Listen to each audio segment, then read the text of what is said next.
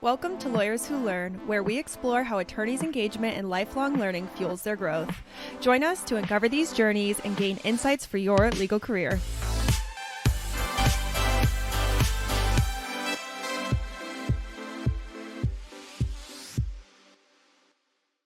Jennifer, thank you for joining Lawyers Who Learn. I'm really excited to continue the conversation we started at the Legal Tech Fund Summit. So you ready? I am ready. Thank you so much for having me on. It's great to be here. Absolutely. First thing I learned, and I was grateful for my last name, when your name is Jennifer Hill, there's a lot of people who have the same name as you. So it becomes harder to stand out from the crowd. And a lot of times I've seen strategies where people put like a middle name in there or a middle initial. I noticed you did not. Did you do that? I don't think you did. But I did find a podcast that I got a lot of value from that you did that we're going to talk about a little bit today, the one on HR. Excellent. That was a great podcast. So Jennifer, you and I met at the Legal Tech Fund Summit. Yes. In Miami, a month, I don't know, 2 months ago, or some time ago.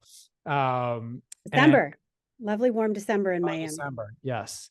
And we happened to be sitting next to each other at one of the sessions. And you heard me mention the name Lawline. And I guess afterwards we ended up connecting again, and we sat down for like 45 minutes. And, it was like, it's always such a pleasure when someone's like, oh, I'm a Lawline customer. And then we just started talking. So I thought a good way to start would just kind of be like to kind of recap that conversation. And I think it'd be a lot of fun for me and the team. And then from there, really what this podcast is about, it's Lawyers Who Learn. And from just even watching that one podcast and reading about you in our conversation, you're a lifelong learner. And you're a very accomplished CEO and entrepreneur and attorney. So we're going to find out a little bit how you learn throughout your career. And the goal of this interview for me is I don't ever want it to replicate an interview you've done before. So I'm hoping we can get to a couple of things that you said. And I actually have a cheat sheet because you were asked one of the questions, what does somebody never ask you? And you're like, well, what motivates me? And so just stay tuned for me asking you that later on. All right. All right. So all right, we sit down. The first thing we start talking about is our customers. Just to refresh my memory and just to get started, how long have you been a Lawline customer? And just take us through that a little bit in regards to how long you've been with us. I mean, so long. I honestly can't remember when I started. I'm going to say it's at least 15, 17 years, something like that. I mean, a really long time. And I was so excited to meet you. I know you probably don't have a lot of people coming up to you at conferences going, hey, I love my continuing legal education. I hope they do. They should. But I was really excited because Lawline is so convenient and there's so many interesting things. I swear for those listening, he did not put me up to this. Like, I am legitimately a fan and I am a lifelong learner and really enjoy how easy and convenient it is. Also that there's such depth in different industry topics. And as I would imagine we'll get into from our conversation, the depth in that and being able to learn things that you might not necessarily use in your day-to-day legal practice is actually really meaningful and has been really meaningful for me. Yeah. And one of the things that really I loved when I was watching the podcast interview with the HR guy who was awesome, I thought it had nothing to do with law, but like he's asking you a question. It was like something like, as a lawyer, people think I know everything about anything. And like, especially about like traffic tickets and this and that. And you're like, but I do take CLEs on that. And that just like went right over his head. But he's an accountant. I'm like, I know who you took those with. That's right.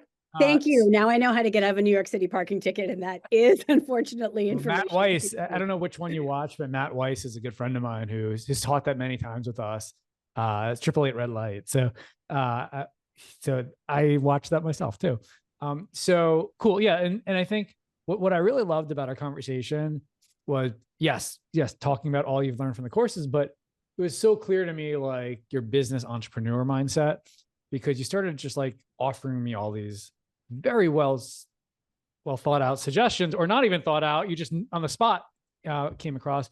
And then in a follow-up email, you mentioned some really good suggestions too. And I have them written down because I don't know, I think they're interesting and like maybe it leads to good conversations or topics. Cool. One is like uh AI certification course that you said would be really interesting and helpful. And I know that's an area of your expertise.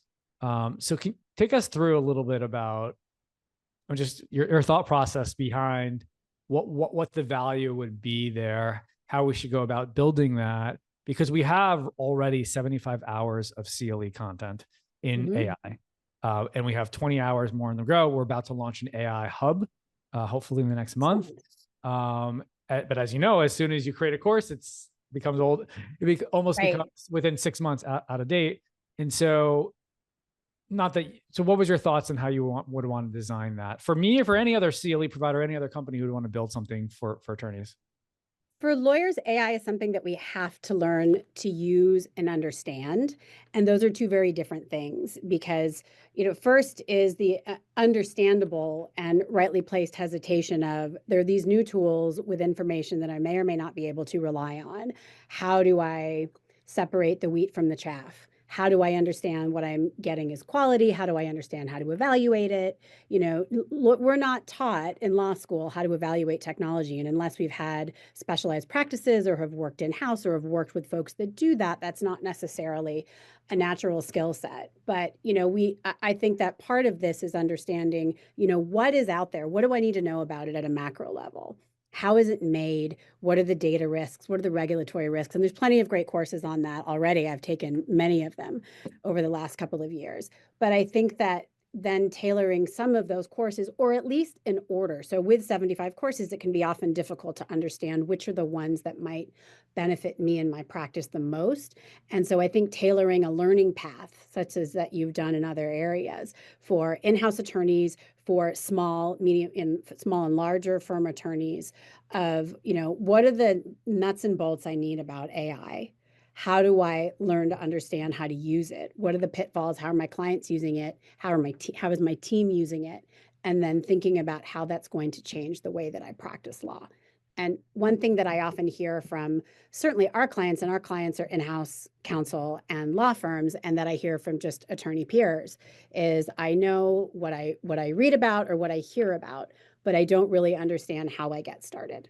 And sometimes those more practical skills, which again are not necessarily taught in law school, but are taught in legal practice in many other areas, could be applied to AI. And that would ideally foster faster attorney adoption of this in a safe and meaningful way. Well, thank you. You're the CEO of ThoughtRiver, which is an AI contract based AI company, contract review. Yep. contract review. So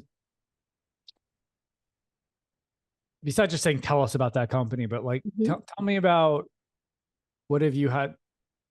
If maybe this is a good opportunity, just if you can give us the high level 30-second overview or 60-second, whatever you works for you, Mhm. of sort of your career path, and maybe you want to gear it towards how you've learned along the way to get to why you're the CEO of ThoughtRiver, an AI contract review company. Sure, because it is a very different path, and I actually get asked about that a lot. When I went to college, I initially thought that as soon as I was done, I would go directly to law school and I would focus on policy, public service, or things like that. But I went to college in the Bay Area in the early 90s and found myself right in the middle of Silicon Valley and meeting so many students and people in the community that were in, embedded in technology companies and the early stages of the internet. And I found that building and problem solving and use cases to be really interesting and meaningful to me. And that was part of my studies. It was part of the jobs that I had during school. I actually taught a public speaking course to engineers and MBA students while I was in college. And it's actually how I met my husband. Separate story, interesting one. Pause there for a second. Yes. You taught, say it again, you taught what? A public speaking course to engineers and MBA students. And how did you get involved in that? When I was a freshman, I saw an ad in the school newspaper for this graduate level class in public speaking. And I thought, all right, I've done student government. I was a debater in high school. This would be a great class to audit because as an undergrad, you're generally not allowed to receive course credit for graduate courses. So I made an appointment with a professor. I had a chat with him, and he said, this is a graduate student taught course. You're overqualified. We would love you to teach, just don't tell anyone you're a freshman. And So were you afraid, like, did you have public speaking experience at that time? Or you I just kind of just built your own curriculum, teaching is the best form of learning, let me figure this out? It was both. So there were, I mean, there were older students, there were existing student teachers, and some of them mentored and helped. And then we continued to evolve the curriculum as the industry evolved, as PowerPoint presentations evolved, as kind of the world evolved. And through that, I heard so many different startup pitches from engineers and MBA students starting companies. And what I recognized in myself was, I am still interested in the law and this whole policy and public service aspect, but I'm also a builder. And there's will be, as we now know through history, lots of ways in which technology can solve a whole variety of problems. And I thought it would be really interesting to explore that. And before I went to law school, spend time working at software companies in order to learn what that was like. Yep. And it was a very different sort of postgraduate education, if you will, especially during that time. Where were you in college? Stanford. And then law school? Northwestern. Northwestern. I knew it was North. And maybe you said it and I missed it, but why and how did you know you wanted to go to law school? Two things: a focus on advocacy for others and this innate sense or learned of justice, and realizing that law was a profession where you could use your voice in order to make change, but that there was a discipline involved in doing that, hence going to law school.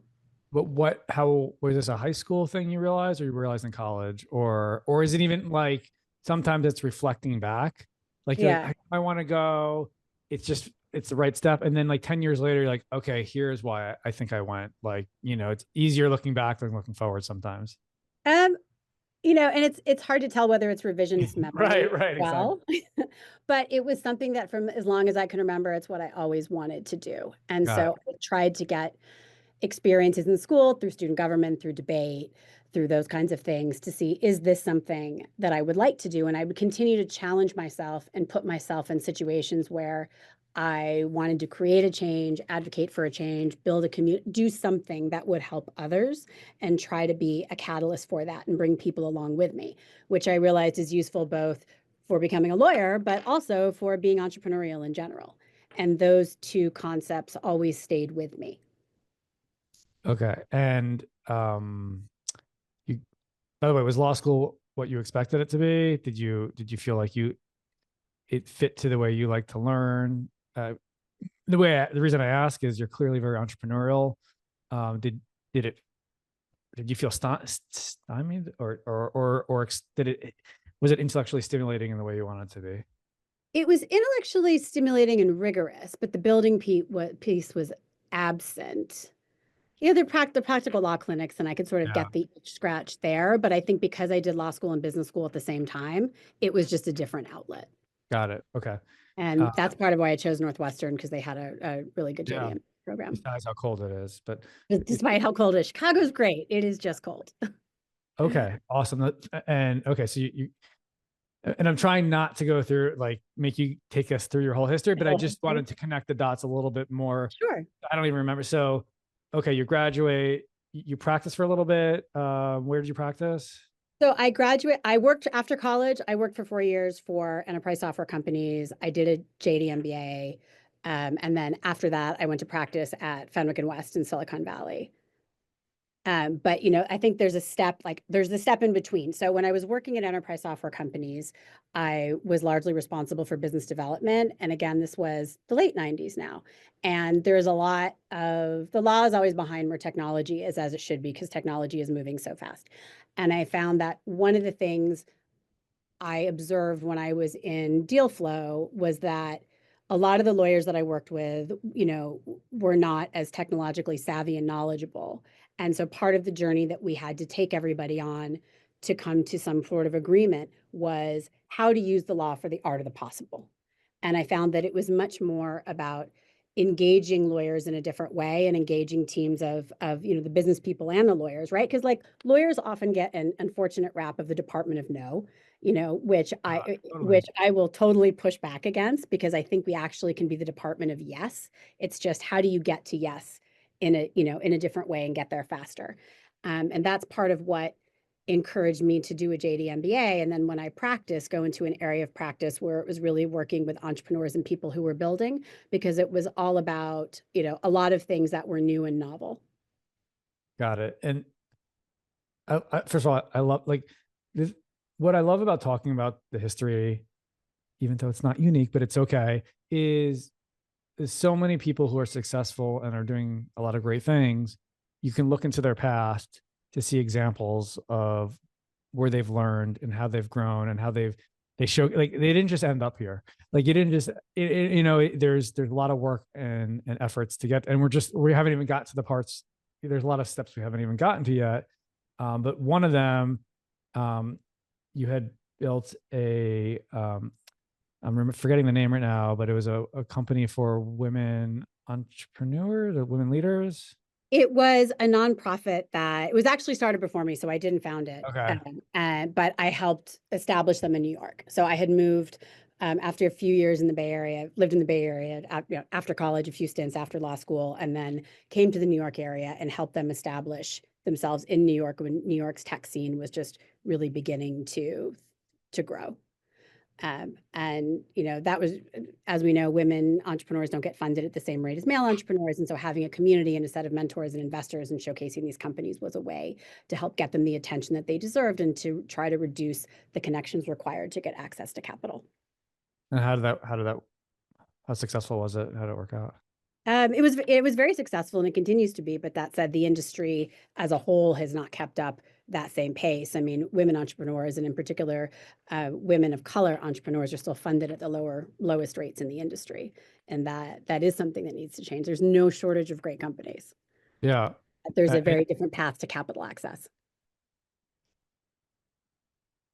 Is there anything just in that time period or that you learned that when you look at successful women entrepreneurs that they've done differently, like you or anyone else, that when they did raise money, that give you more insight into how and why they did that?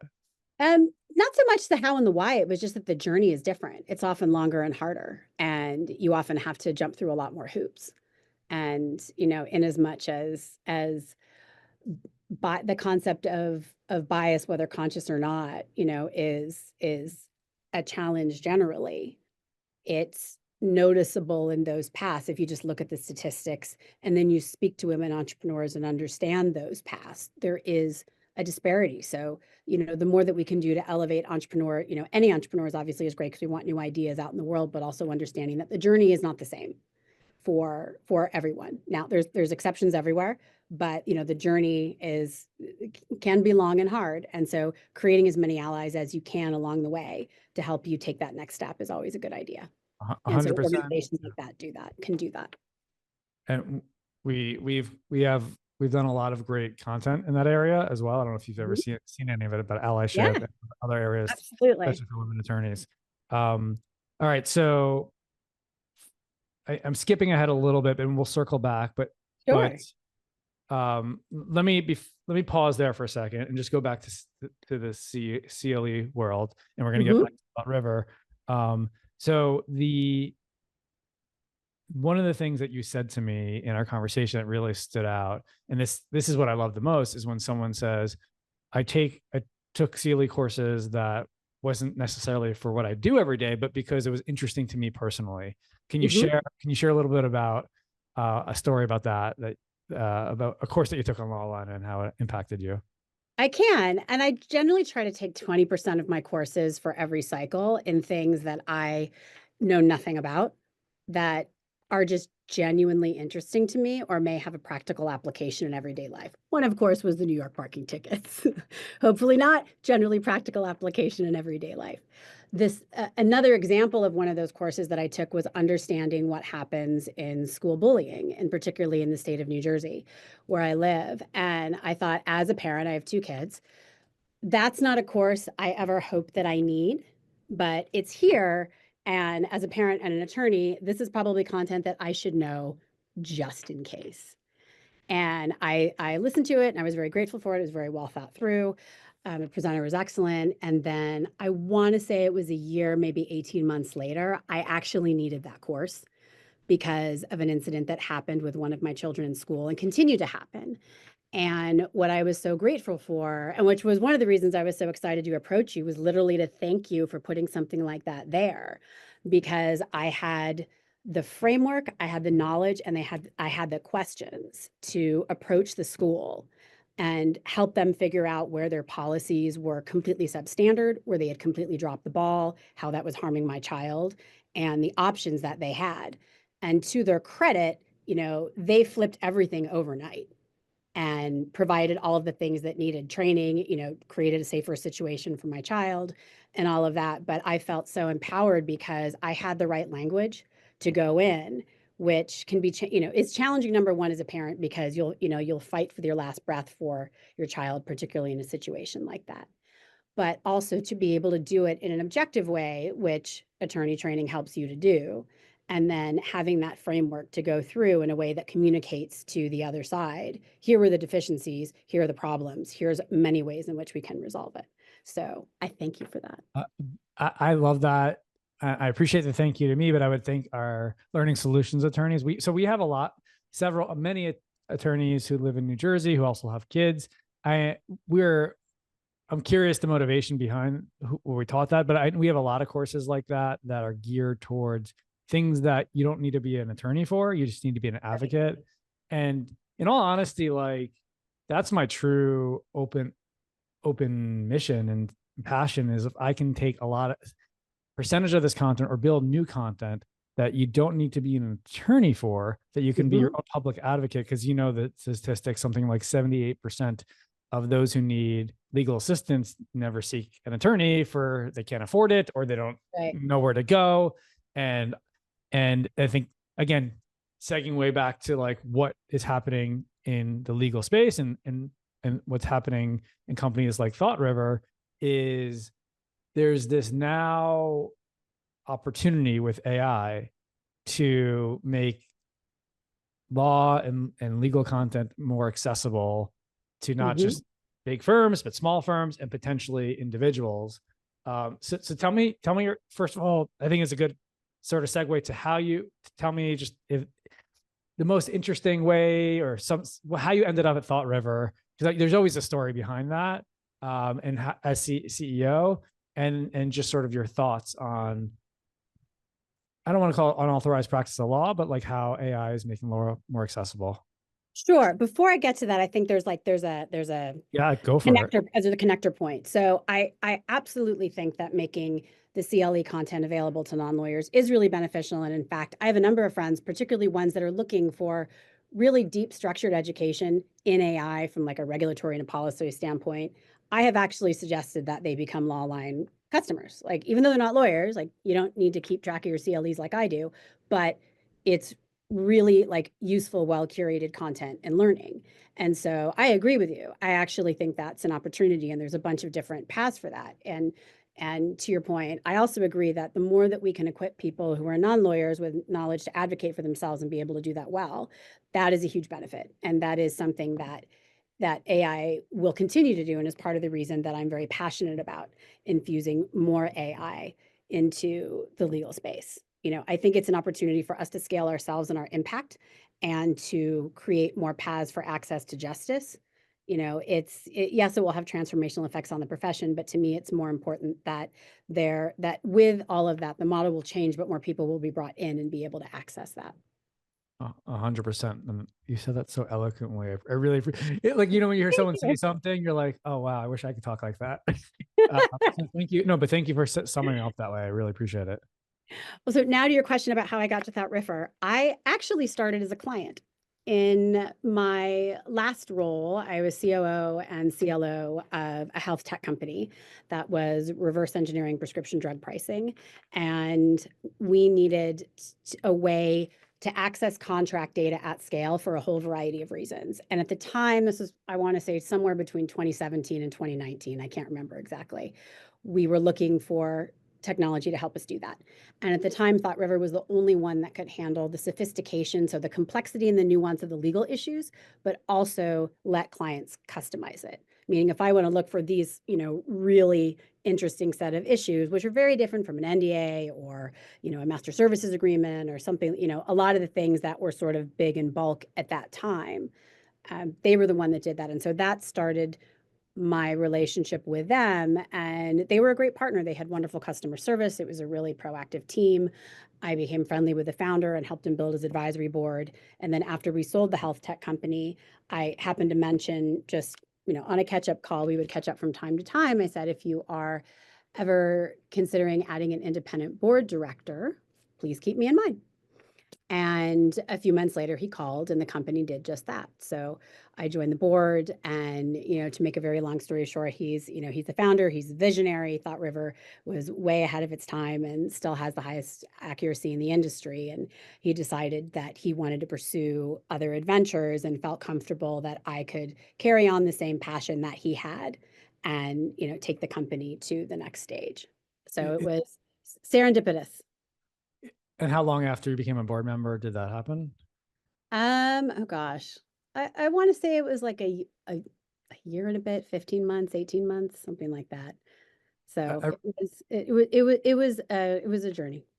I really appreciate that point, because I like maybe last week had a conversation with an entrepreneur who did something very similar. He decided, he built a company to maybe 25 million in revenue, and he realized he was not the person who can grow it to the next stage.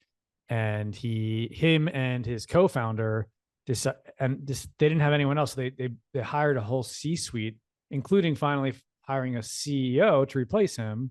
And then I think just like 2 weeks ago, he finally stepped out to let them do their thing, and with the goal to double the business. And it's something that a lot of entrepreneurs think about. And it sounds like it was a little different, or he was not saying he couldn't grow it, but he went to pursue other things. But there is that component that I'm curious from your experience. Like sometimes, not everybody is that founder who can get it to the next level. And I was curious with what you coming in with fresh eyes and your own experiences. How did you see things differently, or how did you make changes, or did you, from what things were going and how quickly? I would say the first thing is, which was really wonderful, was that there was an alignment on the potential of what this can do. And I mean, when you build something like that, I mean, that is, that's his baby, then it's a big deal and such a huge vote of confidence to say, I feel comfortable, with you taking this in a different direction. And, the reasons he decided to do that are his reasons, and for him to share on, on a future podcast. But I think the things that I have brought is a different set of eyes and a different energy to scaling and combining the best of legally trained LLMs with generative elements. I also think the company has clients both in the US and the UK primarily. And so even being a US attorney, having that provides a different energy and a different in a different mindset. I always, teasingly remind the lawyers on our team, I'm like, remember, you can sue for anything in America. that is a little bit different from the UK. And so, there's a lot of fun banter around that. So it's just, timing and different perspectives, and very grateful that he built such a great team and a great foundation for me to carry forward.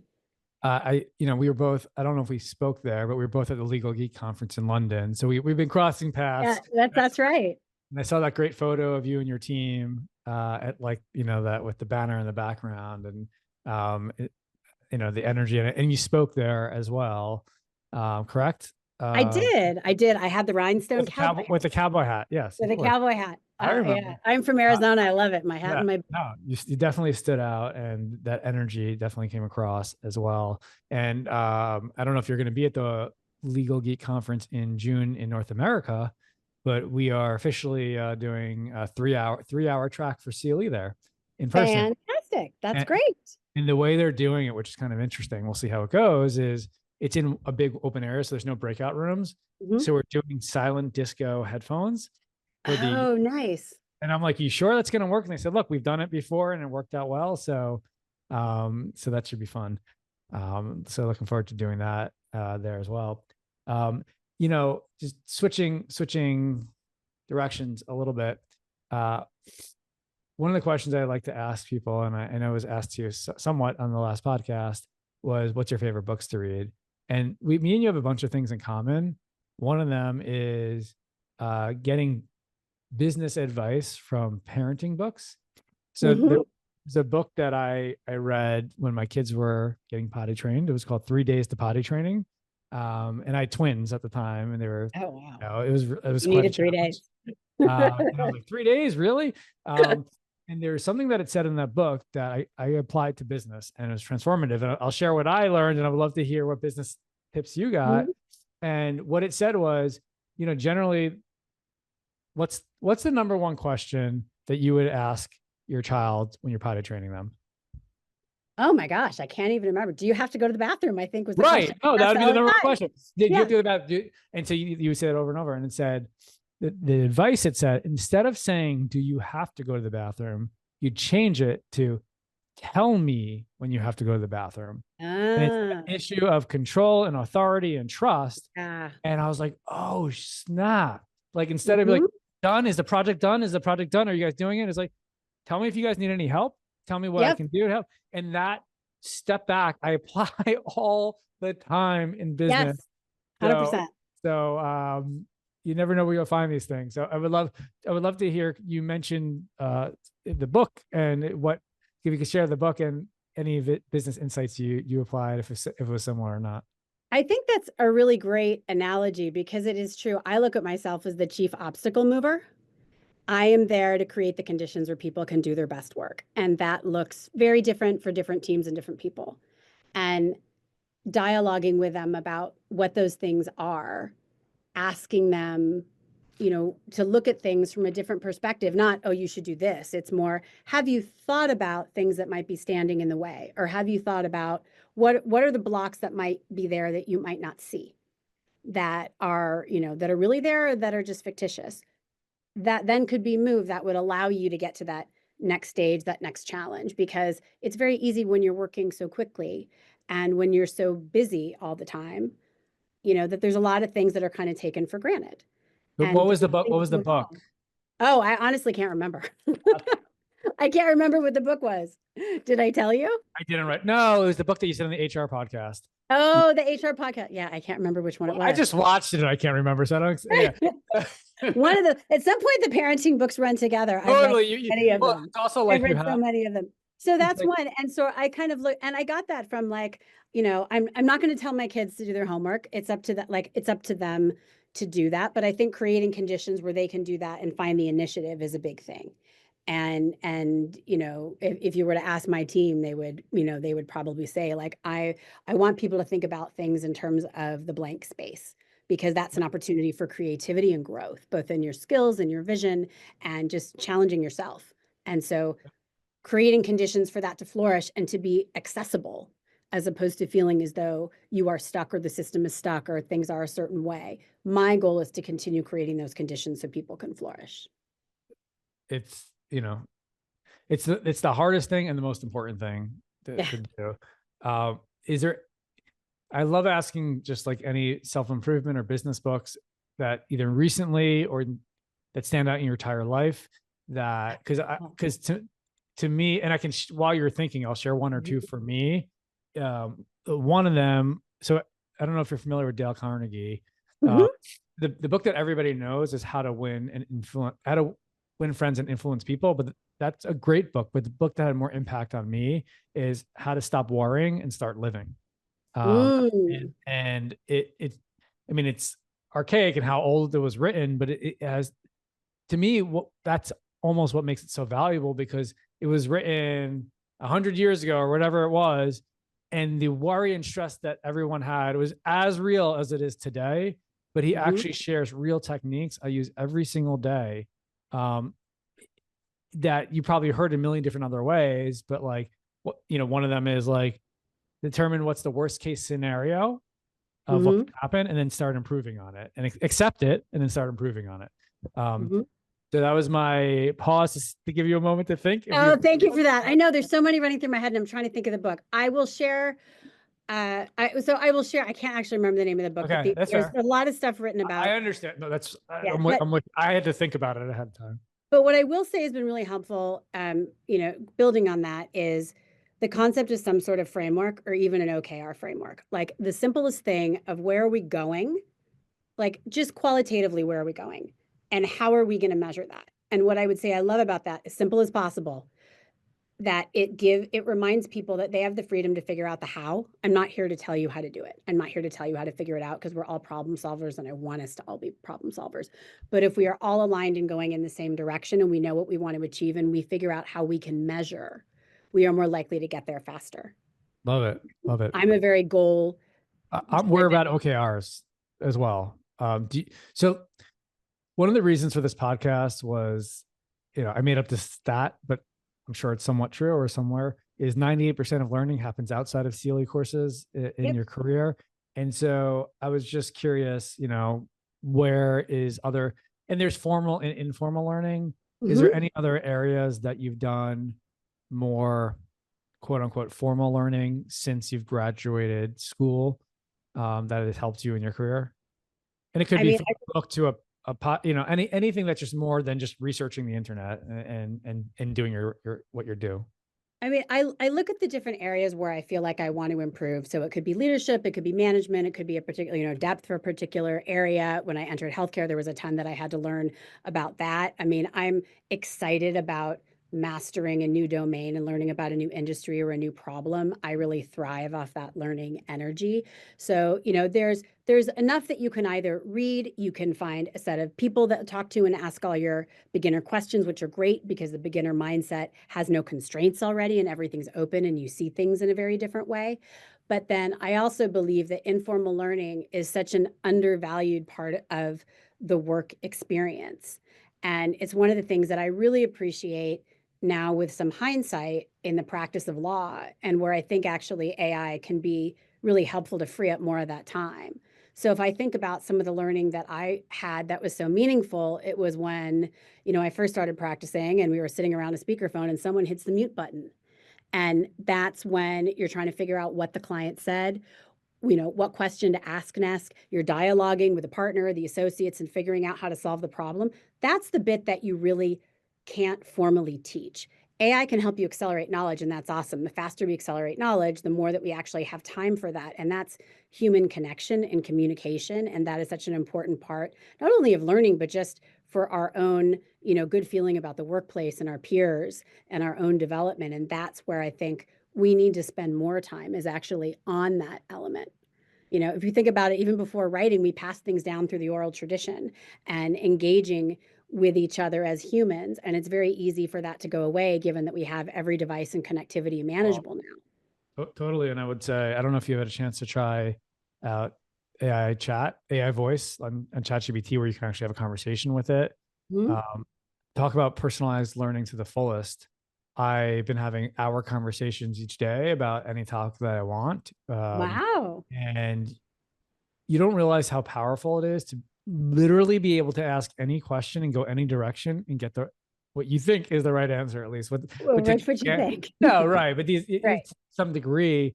And that's what that reminded me of, like, because the first, and even like what we started doing at Lawline is we started doing scenarios, we're reaching out to law firms to sell them CLE.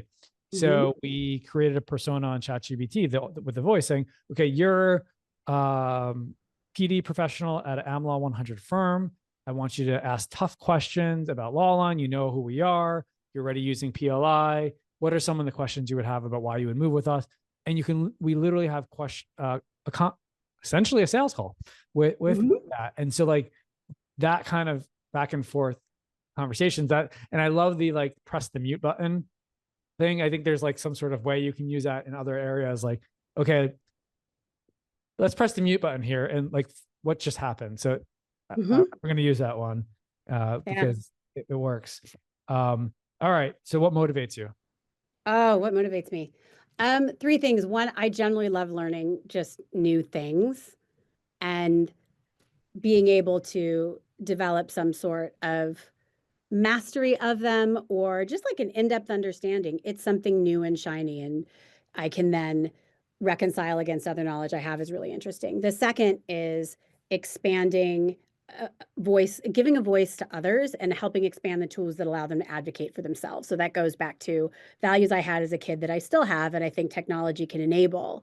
And I think in particular in the legal field, the whole access to justice concept, like I really hope that that will be transformative in the next decade, because it would be wonderful if not everyone has to worry all the time about going to a very expensive lawyer in order to get legal advice or waiting forever to get access to a community resource. There's so many opportunities for solutions in between. And so being able to see these tools out to actually empower people so that they can be empowered themselves and advocate for themselves is really motivating for me. Yeah. And the last is just the people I work with. I mean, I really enjoy the social component of it, which you've probably gathered from a lot of the things that I've shared. In as much as I'm an adopter of technology and read voraciously and consume content like everyone else, there's that integration piece that often only really happens with human connection. Yeah, totally. When you said consuming content, I don't know about you, but I feel so overwhelmed by Yes. the amount of content that there is to consume and the amount of content that I want to consume. Yes. Like from a personal standpoint, Yeah. From a professional standpoint. And sometimes I wonder, like, you see these people doing interviews like, I just finished your 700-page book and let me interview. And I'm like, did you really? But like, I don't know. Like, do you have any thoughts or strategies for yourself on how you figure out how to consume content? Or is it just like me? Like, I wake up, I'm like, okay, let me do this right now. And I'm like, oh man, I should have a better strategy. Or I should wake up at 3 a.m. and do more. I don't know. There's just so much I want to learn and not enough time to do it. I think about something that a friend of mine from college said when we got there, which is, trying to study everything you want in college is like drinking from a fire hose. You're just not going to be able to do it in 4 years. And the sooner you accept that, the sooner that you can prioritize for today or this semester what it is that you want to learn. And so the first thing I've done is shift my perspective from lack as opposed to something of abundance. Anything new that I'm learning is something net new that I'm learning. And it would be folly to think that I could spend 24/7. It would take that to consume everything that I wanted to consume and catch up. And that's not realistic. So part of it is a shift in perspective. And part of it is just building out time blocks. So if I'm on the bus going into New York, I will put on a podcast or something that I want to listen to or an audiobook. Do you have them keyed up, ready to go? Or you're like, oh, let me go find this podcast that's where it happens with me, right? I'm like, oh, which podcast do I want to watch right now or listen to? Or do you have a whole list of things on a backlog? There's somewhat of a backlog, but it's not well curated. Yeah. Plane rides are a great one. I listen to a lot of podcasts, including many of yours on plane rides, because those you can download. And I also did that with my CL leads. By the way, I had many CL leads taken care of on plane rides. It's great to hear because so many, I don't know about you, but I'm like, I just flew to Australia, 18 hours. I mean, New Zealand, 18 hours direct. I'm like, I am going to learn everything on this thing. You get on, you're just like, all right, what movies can I watch? Right. Totally. I was going on vacation, so it's different. It's like when you're traveling for work, you have that mindset. Speaking of travel, that's another thing that me and you have in common. We have a love for travel. I lived abroad in 2019 for 2 years in Barcelona with my family. Your husband is from UK, if my knowledge is correct. And I know early on when you were pregnant and you had a 2-year-old, you were traveling back and forth, I think to France or Paris. Good memory. Yes. I'm not good. I just watched the podcast. We were living in Strasbourg. Yep. But tell me about your love for travel. Is that something you're continuing to do with your kids? Do you want to move back abroad at some point and live with them abroad? I would love to hear a little bit more about that. One of the many things I love about living in New York is that international travel is so easily accessible. And we have definitely taken advantage of that. It's one of the many things my husband and I bonded under is just a desire to explore and learn about new cultures and immerse yourself in a different place and eat different foods. And we committed that we would do that with our children as well. And we are fortunate that, as a result of his family being there and also his work, that we've had a lot of travel over the years. So part of that was living in Strasbourg. We spent lots of time in the Netherlands and lots of other countries. And that's been transformative for our kids, much like it I imagine it has been for yours too. It makes them really adaptable. And, they learn that not everybody speaks the same language. So learning other languages is important. And they just get into the vibe and the cultural, the cultural aspects of those things, which is really fun. To me, that is something really interesting. And then of course there's food, which I love to eat, and I love exploring cuisines and in lots of other places. Well, I'm almost finished. It's right, the Anthony Bourdain book that they published after he died, is the World Traveler book. It's really good because it takes like quotes from like different episodes he's had, and each maybe like 30 or 40 different cities.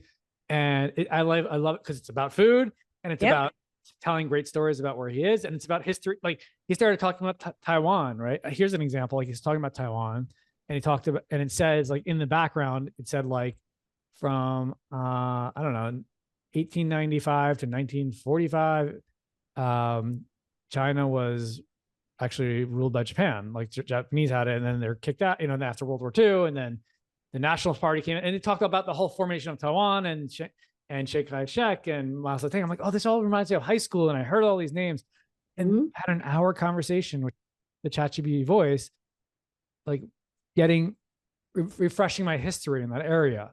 And so like, you never know when you read something about food and travel where it's going to lead to. Does that happen to you? It totally does. It totally does. It just, you can take you down such interesting rabbit holes, whether it's history or, or the culture, or just, some connection. Like, oh, I had no idea we do this because of that. And that's because of what happened 100 years ago. So it is fascinating. It is fascinating.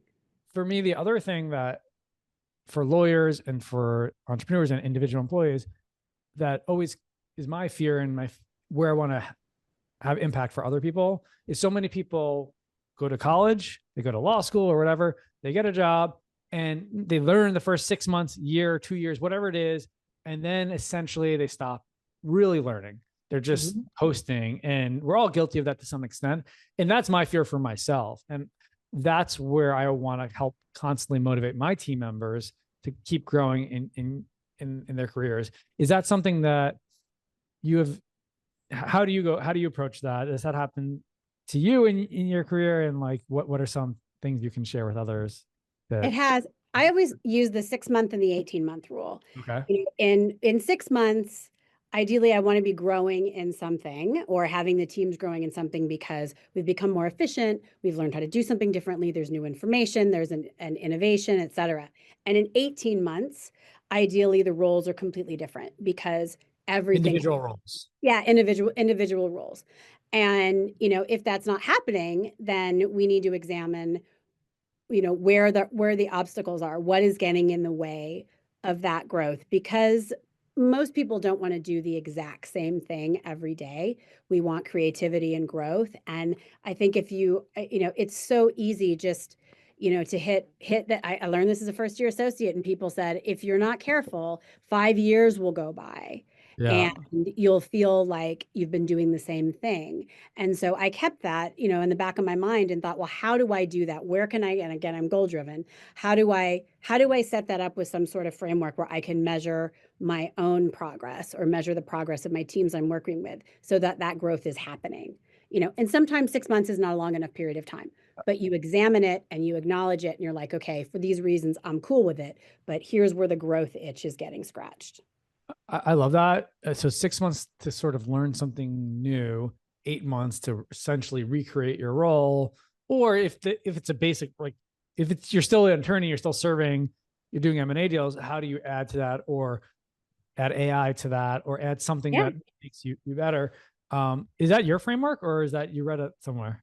No, that's the one I just made up. Like 6 months and 18 months seem to be. You just made up just now, or you've been using? No, that I've used for years. Like, I love maybe it. I got that from somewhere, and I just didn't know where I got it from. Do you have a desire to write a book one day? I have not thought about writing a book, but it's if you're not careful, like, no one's managing your career for you. In as much as there are resources, you're still responsible for it on your own. And we all have to be responsible for creating our own opportunities, and opportunities can come in such unlikely ways. If you look at them, again, it's the blank space. Where can you create them? Where can you create space? Where can you create an opportunity? There are actually quite a lot of them. But sometimes it requires a different mindset and someone looking for it in a different way to make that happen. And the only person that can really do that for you, can get help, obviously with peers and mentors and all of that. But at the end of the day, it's up to you to start that conversation for you, because you have a sense of what is important to you and how you want to approach that. And ideally, you're in a place where you have thought partners that can encourage that interest. And that's more important now than ever, because all the data that's out there saying every CEO wants to invest in AI and to change their internal structure, but nobody's really doing it because as much as it is learning something new, it's also behavior change, and also things are moving so quickly. And also there's a fear of what it actually means.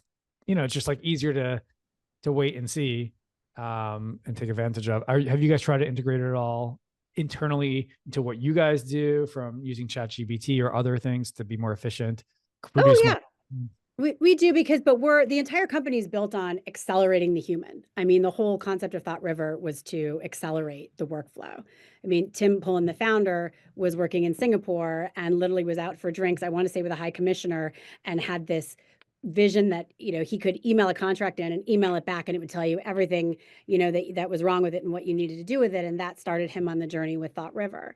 And so if we look at AI, it's there to accelerate humans and workflow, and knowing that, much like anything else in history, that's going to change and humans are going to evolve with it. Then you figure out how we are going to evolve. Nothing is static, and AI may be pushing that along at an accelerated pace. But the more quickly we can accept that and figure out how to work with it and see its potential, and also the drawbacks too. It's not perfect, but no technology is. That allows everyone, including the organization, to evolve. I think sometimes organizations approach it as, here's a new tool, we're going to implement that tool and everything's going to change. And most people say with technology adoption, it's not about adopting the technology, it's about focusing on what problems are you trying to solve. And that is a low tech exercise. What is it that you're trying to solve and why? And once you've gone through that, then you figure out where can solutions be created and how can technology help you with that. I hear what you're saying. That's easier to say. It's harder to actually implement. And I was just, is there something specific that you learned, or are you actually able to, like, oh, we now use, with all of our data, we put it in, I don't know, or before we do any of our marketing, we put all into chat. There's something you're actually using it for yet, or not necessarily like in that area?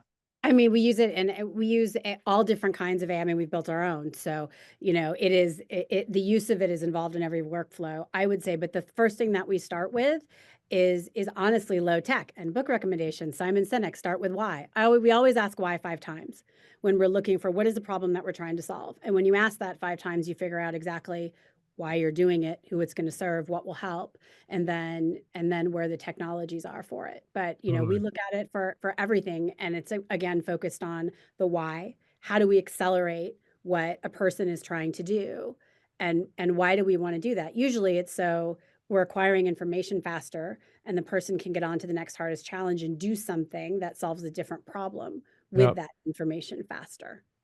All right, 2 more questions, if that's cool. Or do you have? Yeah. Okay, perfect. I'm good. One for you and one for me. Okay. The last one for me is there anything that we didn't talk about that you felt like you wanted to talk about, or you should share for lawyers who are trying to learn better or grow in their career, that you would love to put out there? I'm so glad you asked that question. There is. Don't start with perfect. Just start. Even if you don't know where to start, I hear that all the time, particularly about AI. I have so many people that ask me, where do I start learning? And I remind them there is no one answer. If you are a person who learns more by doing, go jump in and start playing with some of the models.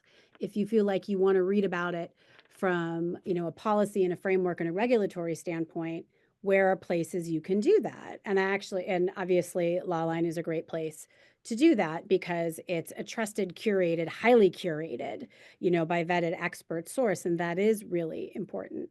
And then think about why you were doing it and what you might want to solve with it. I think sometimes we look to see what can it do, as opposed to how do I want to grow? Meaning, is this personal growth?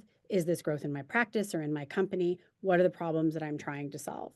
And so approaching it from those different vantage points will then help lead you to resources where you can start playing with it and learning about it and just immersing yourself in it and just to get started. But to your point, everyone's like, I don't know how to start. It's going to transform. Just start. My favorite saying is perfect is the enemy of good. Yeah, that is a great saying. I mean, and it's one I even have to keep in mind.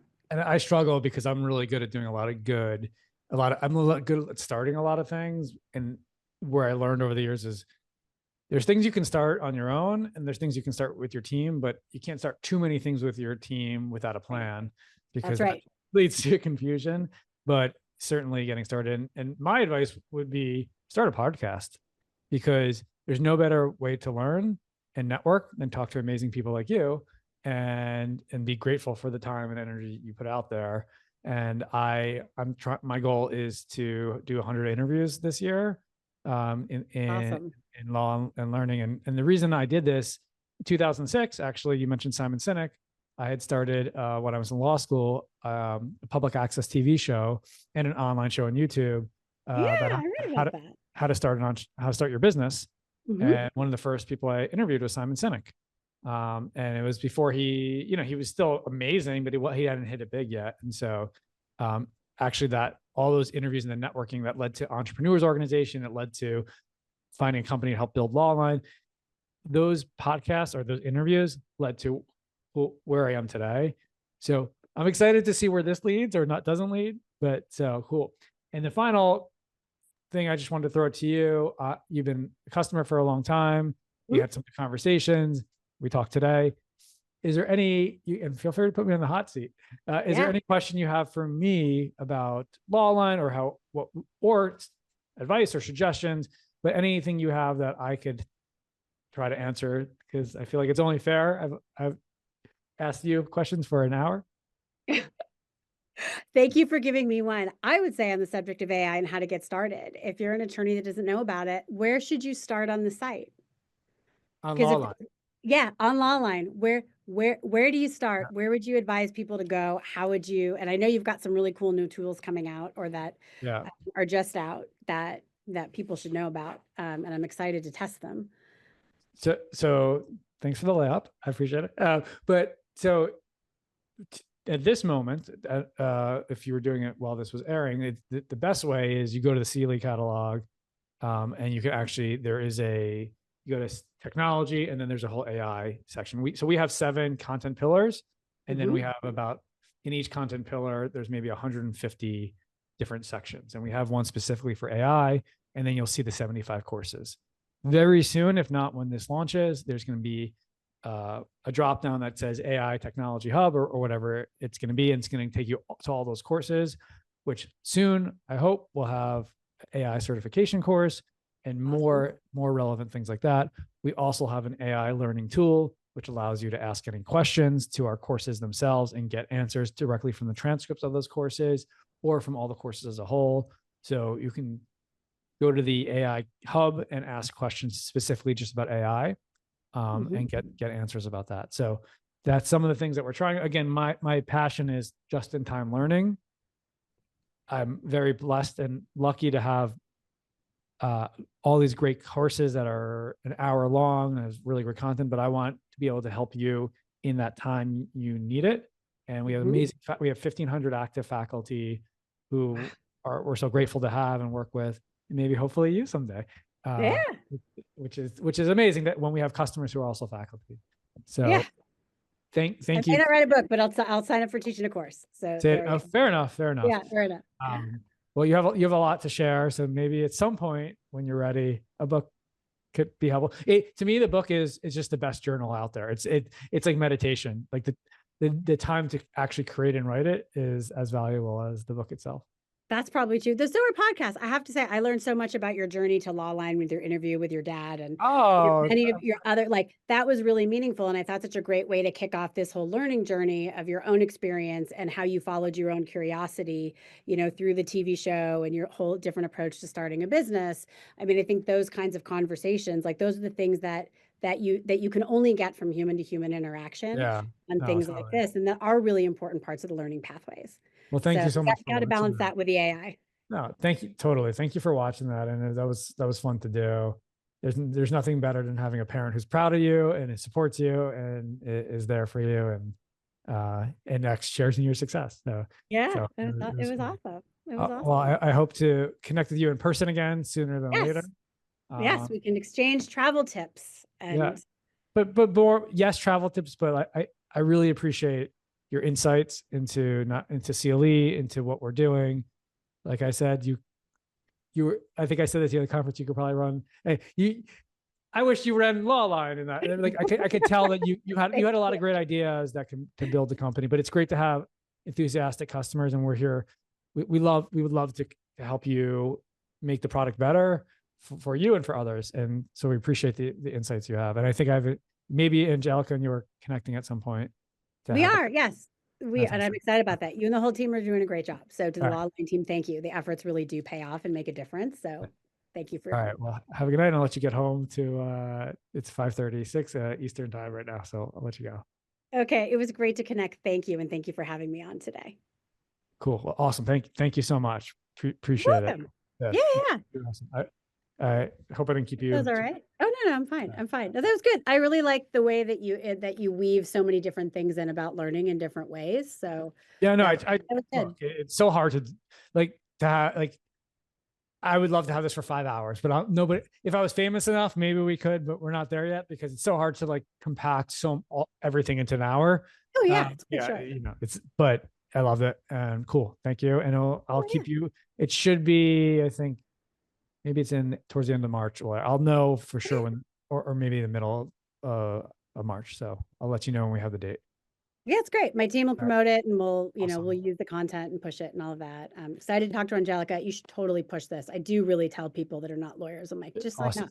like $300. You can learn all the stuff you want. Like, why would you not do that? No, totally. And the whole challenge is it's like, we have a team dedicated to what we do. So it's like, if we're going to focus on that, whose time and energy am I going to take away from what they're currently doing to focus on the public or other areas? Or do I hire more people to do that? Or do I have enough belief in that happening? But that's what I want to happen. Mm-hmm. Because first of all, the attorney market's limited to some degree. Yeah. But I just know it's needed. So it's a totally different marketing approach, in my opinion, because totally, that's 100%. We have to do it. And so I wonder if even, is there like a prototype you can create or like a test, or there's a team outside that you hire that that can come up with not a super expensive one, but like one that can come up with a different approach for doing this marketing. Because I do think there's a hurdle of saying, oh, I'm not an attorney. Why would I do that? So, that's not for me, as opposed to actually everybody should be armed with a little bit of legal knowledge and here are the areas. And that's where I think your pathways are the key to that, because you're then saying, well, I'm feeding you content in this order on these things. And be like, oh yeah, I should learn about that. Oh yeah, I should learn about that. Like every BDR should learn about basic contract law. Every single one. Everybody in sales should learn that. It's so funny you say that, because I don't know if you saw the podcast interview with Shahid. He is an attorney for SaaS businesses, and he used to be a salesperson for SaaS businesses before he was an attorney, and when he was in law school. And it was all about, and he teaches his courses on what you need to look out in contracts, and in the terms and conditions. And it was exactly that. So yeah, all of that. There should be like a whole parenting one. Here's what here's like 101 on stuff. All the health insurance, like everyone in America has to know about that, because totally. But that was my intention with the AI learning assistant. It was like, nobody, unless it's mandatory to have to watch an hour course, unless you've already had, for bowling as an example, you already have that issue, then you're 100% going to watch it.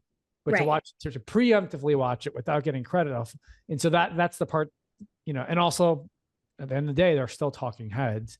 So they're not produced programs, because that's a whole nother master class area. So but there's all these different things, but to your point, just got to start, and you got to see what happens. We built our culture around experimentation. We're doing experiments. We do everything in 2-month cycles. Okay. And we move very quickly to see what's working and what's not. And then we keep doing that. So our latest experiment is we're starting faculty roundtables. Okay. So if there's any courses that you would want to talk to the faculty about, let me know. We can try to create a relative there. That would be awesome. I just had an idea and it just left my head. So you were saying, okay. Oh, is there something you can learn from masterclass with the format of masterclass and the breakdown and maybe making it? I mean, I know you don't want, like, that's a lot of editing work and probably rethinking some of the content, and I know some of the speakers are like their hours lend it better than others. I wonder if there is, because then to me it's like a corporate continuing education. Yeah, I mean, I read corporate training. Totally. I read an article about them because I'm like, oh, it's funny because I signed up for this twice. I never got through one course, first of all. Second of all, and they were well done. I was like, whatever, but they spend about $500,000 to $1 million to produce the content. Oh, wow. Because they first did it like we're doing it and whatever. And he's like, Yeah. this sucks. And he threw it all out. And so they make it more like a movie than a course.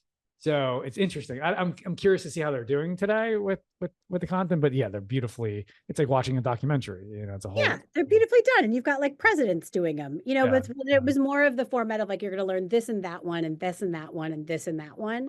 Yeah. And so I also wonder though, maybe for the faculty, if you said, and I think it's reasonable to do this because it's good PR for them, right? It's more stuff they can put on LinkedIn to build their brands.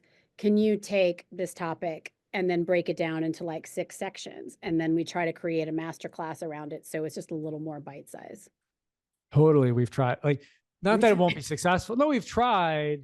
The challenge is most faculty, they're volunteers, first of all. Yeah. Second of all, they're busy. Third of all, they're not professional speakers. So it is really hard to do. Like we actually did that as an experiment. We did it with like 10 different courses.